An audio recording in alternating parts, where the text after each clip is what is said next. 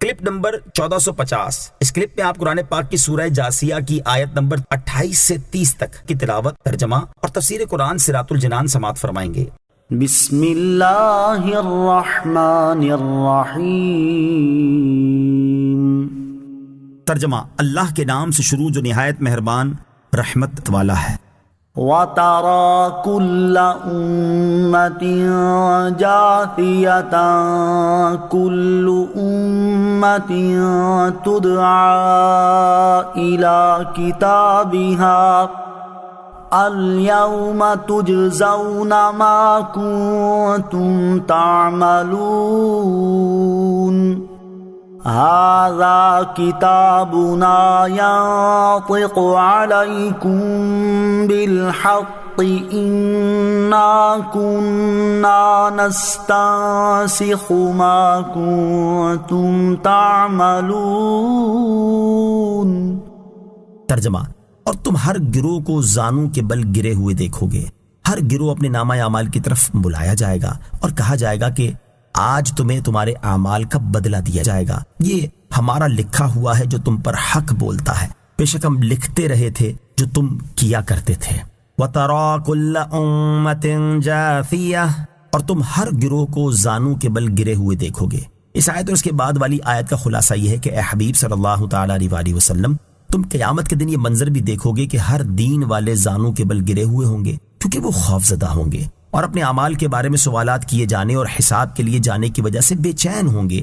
ہر دین والا اپنے اعمال نامے کی طرف بلایا جائے گا اور ان سے کہا جائے گا کہ آج تمہیں تمہارے اعمال کا بدلہ دیا جائے گا، اور یہ وہ اعمال نامہ ہے جسے لکھنے کا ہم نے فرشتوں کو حکم دیا تھا۔ یہ کسی کمی زیادتی کے بغیر تمہارے خلاف تمہارے عملوں کی گواہی دے گا۔ بے شک ہم نے فرشتوں کو تمہارے عمل لکھنے کا حکم دیا تھا، تو گویا تمہارے اعمال ہم ہی لکھ رہے تھے۔ فَأَمَّا الَّذِينَ آمَنُوا وَعَمِلُوا الصَّالِحَاتِ فَيُدْخِلُهُمْ رَبُّهُمْ فِي رَحْمَتِهِ ذَلِكَ هُوَ الْفَوْزُ الْمُبِينُ۔ ترجمہ، تو وہ جو ایمان لائے اور انہوں نے اچھے کام کیے، ان کا رب انہیں اپنی رحمت میں داخل فرمائے گا، یہی کھلی کامیابی ہے۔ فَأَمَّا الَّذِينَ آمَنُوا وَعَمِلُوا الصَّالِحَاتِ، تو وہ جو ایمان لائے اور انہوں نے اچھے کام کیے۔ اس آیت میں اللہ تعالیٰ نے قیامت کے دن اطاعت گزاروں کا انجام بیان فرمایا ہے۔